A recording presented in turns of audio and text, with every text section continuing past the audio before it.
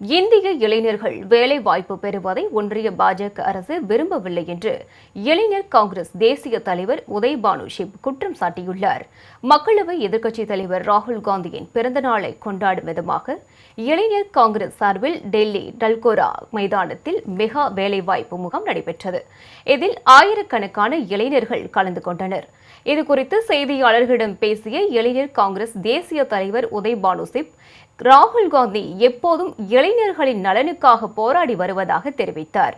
ராஜஸ்தான் மாநிலம் கோட்டா நகரில் மாணவர்கள் குரல் பிரச்சார இயக்கம் மூலம் இந்திய அரசியலின் போக்கை ராகுல் காந்தி மாற்றியுள்ளதாகவும், இதன் மூலம் பாஜகவுக்கும் பிரதமர் மோடிக்கும் எதிரான ஒரு அடையாளப்பூர்வமான எதிர்ப்பு தெரிவிக்கப்பட்டுள்ளதாகவும் அவர் குறிப்பிட்டுள்ளார். எதிர்க்கட்சியாக இருக்கும் காங்கிரஸ் கட்சியால் இந்திய இளைஞர்களுக்கு வேலை வாய்ப்புகளை உருவாக்க முடியும் என்றால் ஆட்சியில் இருக்கும் பாஜக ஏன் அந்த முயற்சிகளில் பின்தங்கியுள்ளது என அவர் கேள்வி எழுப்பினார். இந்திய இளைஞர்கள் வேலை வாய்ப்பு பெறுவதை ஒன்றிய பாஜக விரும்பவில்லை என்றும் அவர் விமர்சித்தார்.